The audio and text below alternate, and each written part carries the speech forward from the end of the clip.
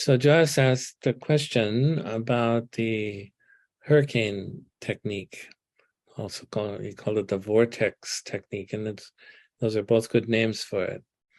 And this is a kind of advanced version of doing the in technique. We don't usually teach it in the beginning, but because he's asked, I'm going to go ahead and explain it. Basically, it turns out after years and years of doing the in technique in the first way that you already have learned in this course, I started to have a number of experiences of getting very close to the energy, the sensation of the energy. And being so close to it, I started to notice that there was often a little sort of opening in the top of the energy field. And as I started to explore that, I found that the opening was the top of a kind of funnel or vortex, went right down the energy field all the way to the bottom. And it turned out that every single in technique energy has this kind of hurricane-like structure. It's a kind of swirling energy, and it starts, you kind of have like from a satellite view, you can see sort of the top of it. And all you can see is this small hole of the opening. Now, in the beginning, when you're first starting to feel these energies, it's far too intense to get close to where the hole is. But after you've been doing it for a while, you start to get used to intensity, and it's like intensity becomes no big deal. And so you start to be able to get close enough to find that opening of the top of the vortex. And if you dive in or jump in or however you get in there, if you get inside, all of a sudden the intensity is basically gone because it's just swirling around you. You're not actually in it. You're in this kind of silent space that's inside the energy, and it's right in the center of that vortex that runs all the way down the hurricane-like structure all the way to the bottom. So what you do is you just sort of float down the vortex, kind of like paragliding. You jump in, you just glide down. Sometimes you'll see images or things like that on the sort of wall of the vortex, if you will, but you don't allow yourself to get sucked out into the energy of the hurricane. You just stay inside the vortex. And as you go down it further and further, you eventually come out the bottom into pure awareness. Now, this is very interesting because it's not so much feeling, or one way of saying it is that it's actually catching the feeling right at its inception, just as it's coming out of pure awareness. And so there's hardly any sensation at all. It's just more like floating down the center of the vortex. This tends to be faster than just feeling into the core of the feeling.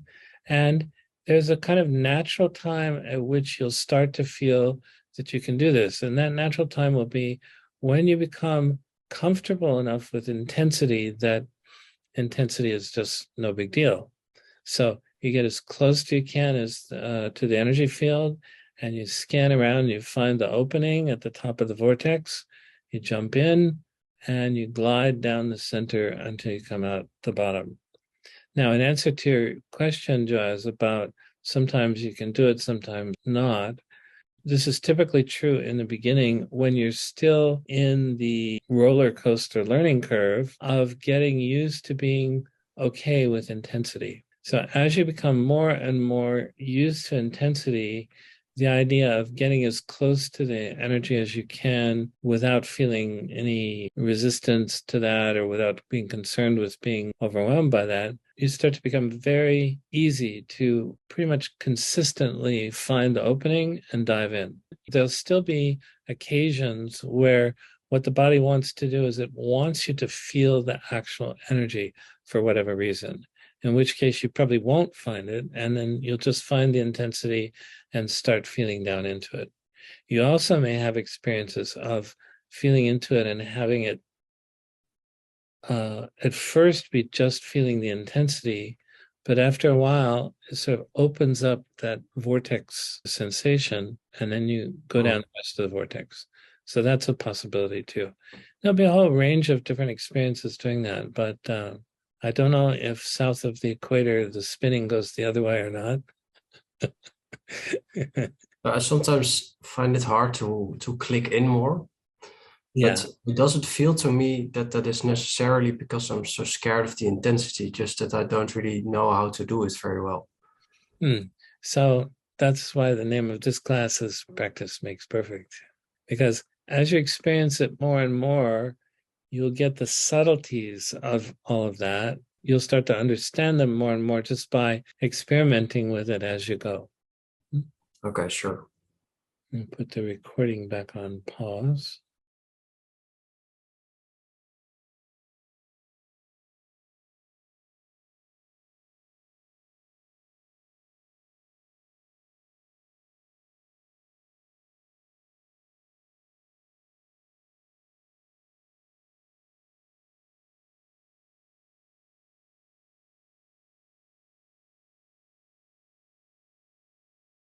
You can take a few moments and then just kind of comfortably, slowly open your eyes. Let's hear a little report. What happened? As I was going in, I felt some fear or anxiety to having that change in my consciousness. So I knew that must be a gatekeeper of some sort, or just fear of not having that there. And it moved to an out technique. When I did the out technique, just on that kind of gatekeeper energy, I went pretty quickly. Something happened, I can't remember what, came back to the in technique energy. And then it was it was weird because it seemed easy at first, like, oh, poof. But then it came back. It felt hard again. So I wonder about that if it's a backup copy. Sometimes the energy can be kind of in layers. Talked about the energy of very similar kind of emotionally painful experience. If it's similar enough, then it's sort of like one version of the energy kind of layers on top of the other one. And sometimes they kind of enmesh within each other. It's just kind of like makes one bigger energy of the same kind. It's like you're storing it over itself in the same place. Other times, the layer that comes on top of the other one is sort of distinct. And so when you complete that one, it may seem that there's a gap or difference between that and just continuing on into the same kind of energy. The variety of the kinds of experiences you can have with, the stack of pancakes of the version or the combined, kind of coalesced into one energy version, or the truly separated ones.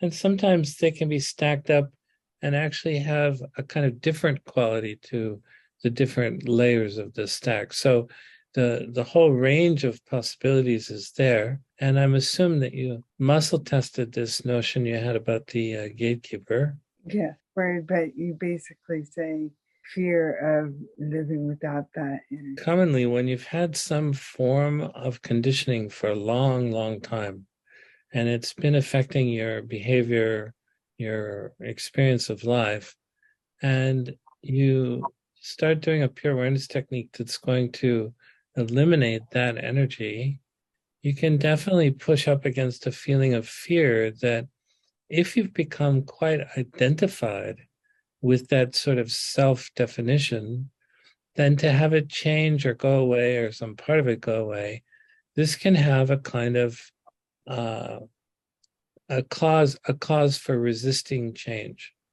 And it's the resisting change part that causes you to feel, oh, I just can't do this. I just can't. It's like there's a iron gate or a brick wall or something you can't get through. And that's what we refer to as the first kind of gatekeeper. So yeah, that's exactly right.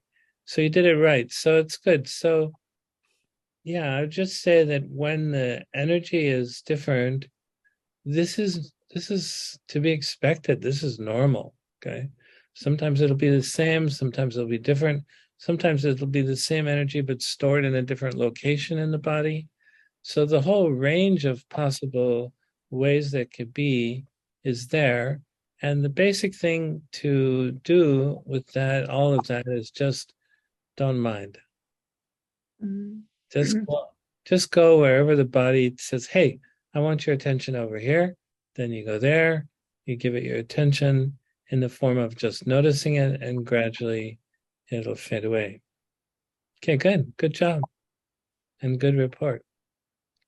Okay, what else? Who else had something happen? Even if nothing happened, you can report.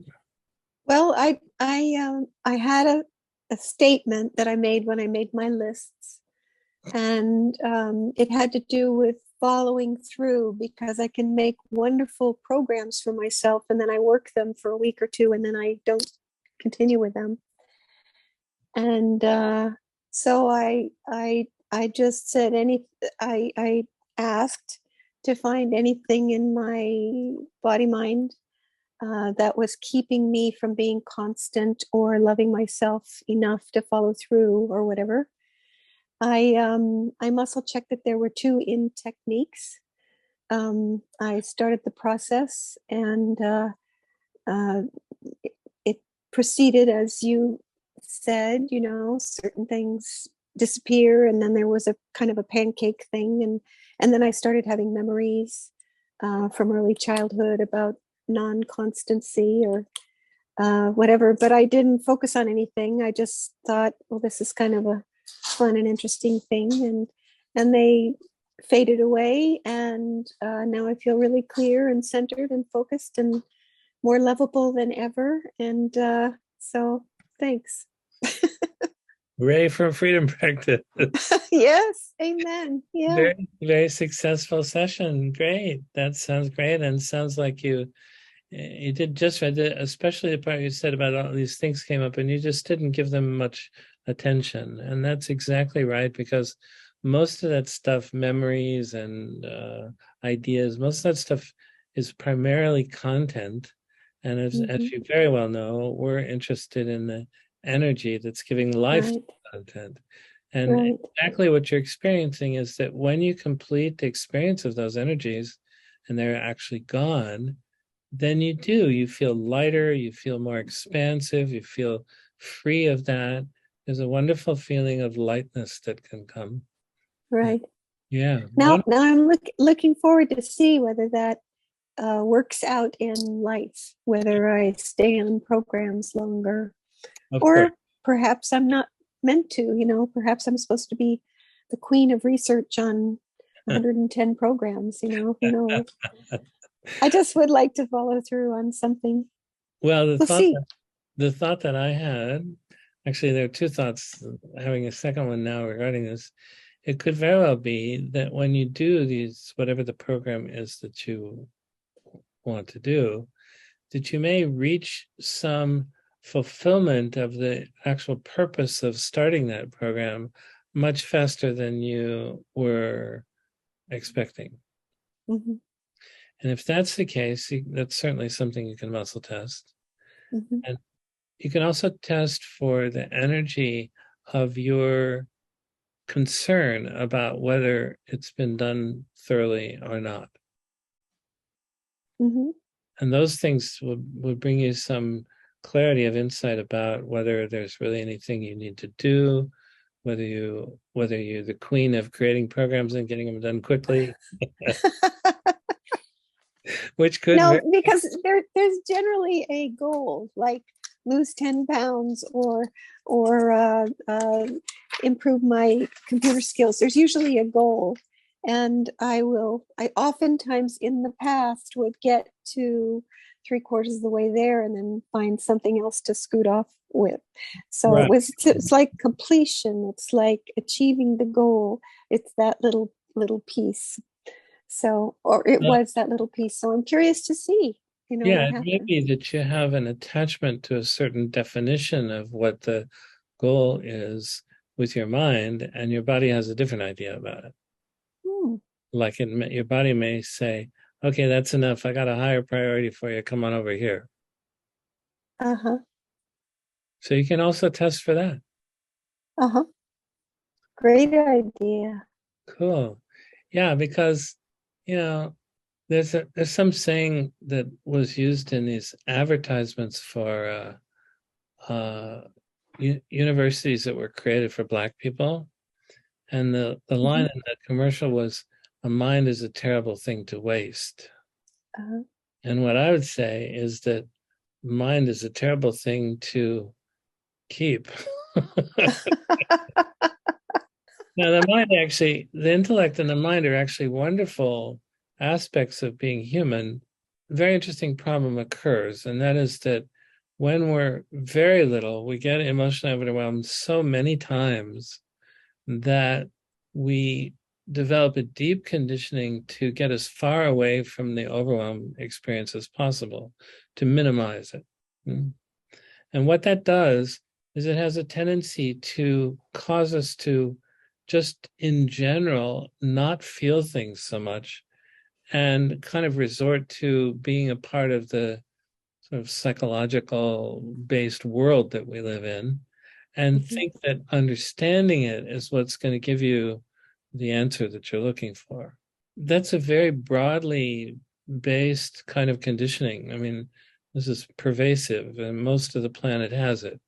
And so when you recognize that, it makes it a little bit easier to start to incorporate the idea of emotions having content and energy.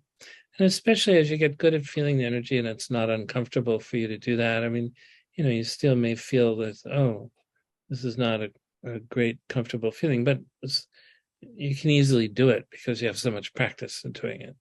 It's not overwhelming. So as you cultivate that, then this experience of having the intellect sort of dominating your decision making, that starts to become less and less.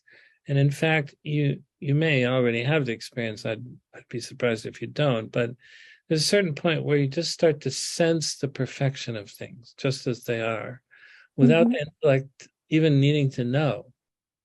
And I remember when I started to make that change, I started to feel, I started to have some just knowing feeling, like, oh, that has a kind of perfection to it, and I don't need to intellectually understand it. Now, prior to that, I always wanted to intellectually understand how it's perfect, because I knew everything's perfect intellectually. I knew that. But when I started to notice that I could know something without the intellectual description being required or necessary, that started to happen more and more. And I really cultivated a state of being where I could know without needing the intellect to get it. And that's actually very prevalent in my life now. There's so many things where I just know, and I don't have to kind of waste my intellectual energy on figuring it out. That might be something of use too. Yeah, very good. Great experience. Cool. So, Joaz, did you try out the hurricane thing a bit? Yeah, it works a little bit better. Good. So with the fewer energies, so I had many layers again. With the fewer energies, I could do the hurricane technique, and then with a few other energies, I just did the normal in technique. So I didn't finish all the layers.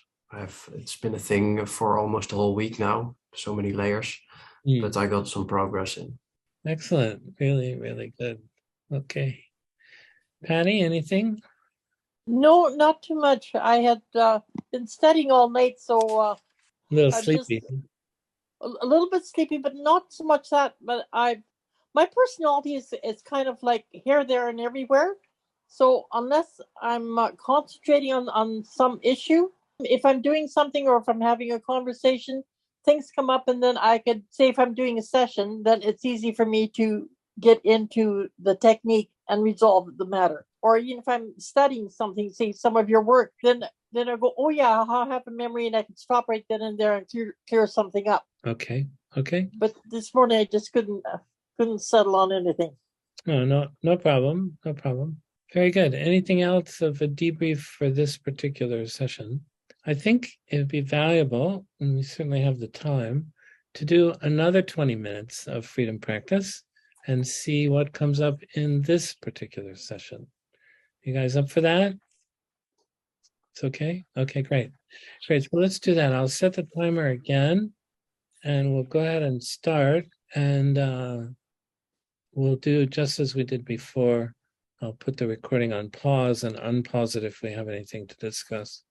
And certainly feel very welcome to ask questions during it if they come up.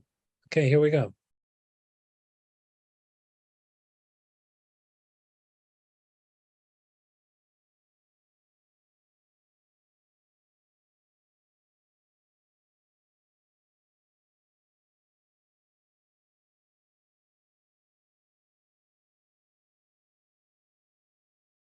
So again, take a few moments or minutes to comfortably open your eyes. And we'll do another debriefing, the discussion, answering of questions, and so forth. Your choice. Either way is fine. So, how did it go? Anything new to report? Yes, I went looking for trouble. So I just went to yeah, I just flipped open the 12 causes there and looked at things that I've been avoiding and suppressing. So immediately a memory comes up of something that had happened at the first party I ever went to when I was a teenager. Yeah, so it, lots of emotions came up. So I had something to deal with, both in and out. And I think I'll have to go back and do another round on that as well. Yeah, very good. So the beautiful thing is that we now have a simple methodology for accessing this emotional garbage we've been carrying around our whole life. And when we have a lot of that stuff, it definitely has a kind of masking effect on our access to our intuition, our inner knowing. And so to clean this stuff up is a wonderful thing to do. It's absolutely incredible that we have this fantastic, simple methodology for cleaning up the inner emotional landscape more and more and more, so that we start functioning from intuition more and more, basically living more and more from pure awareness. So good job, Patty. That was great. Okay, good. Anyone else? Anything to report? Susanna. Yes. Okay. The process is still going on as I've opened my eyes and I'm sharing. I think it will continue for a while. It's like that feeling of not wanting to wake up from the dream because you want to see the end. I know that one. Yeah. This ability in the freedom practice to say, okay, I have to do this now, but I don't want to lose where I was. So after this call, I can go right back to it. And that's why I'm a little borderline emotional, because a very simple, seemed like ordinary energy of judging myself came up. And it blows my mind that a simple energy of judging myself, because I'm working on being able to make choices of what to do in every moment. And judging myself keeps me from being able to do what I intuitively want to do. And it blows my mind that went into an identification with someone else because of muscle testing. So an identification with someone else, doing this intense judgment in the family that's carried down through the ancestry to me. My grandfathers are not that far back. And I would not know this. I would not have any idea. It's been building up for a while, my attention to it. And just that eye of judgment from him to my mother to me can cause, it became this huge, dark, frightening thing. It's right. So a freedom practice, probably with all my experience, can turn into something more. Excellent. Good. So anyone else? So when you do the freedom practice on a daily basis, during the first phase of it, which all of you are well past, those who are watching the video may be just starting, what you do is you do the freedom practice for your 20 or 30 minutes, whatever you can take time for. And then at some point during the day, either right away while it's fresh in your mind, or perhaps in the evening, just entirely your choice, you make a little freedom practice report, and you'll be posting it to a group. We're just in the process of changing group systems. So you'll be, once you sign up for this program, you'll be on our list, and we'll keep you posted as to where the freedom practice reports will go. We also have the vast majority of the training videos as videos embedded in or linked to from the Inner Greatness Global website. And so we'll make sure that you have access to the index page where all those recordings are listed. Thank you so much for participating in this course. Hope to see you in some of the advanced trainings, and also especially hope to see you in the discussion group that you'll be joining, where you can post your freedom practice reports. I want to wish you all the best. May you rapidly create a state of being in which you can respond spontaneously to the needs of every moment with the fullness of your being, and live in the continuous experience of wholeness. So thanks again for joining, and we'll see you at one of the other courses. All the best. Take care.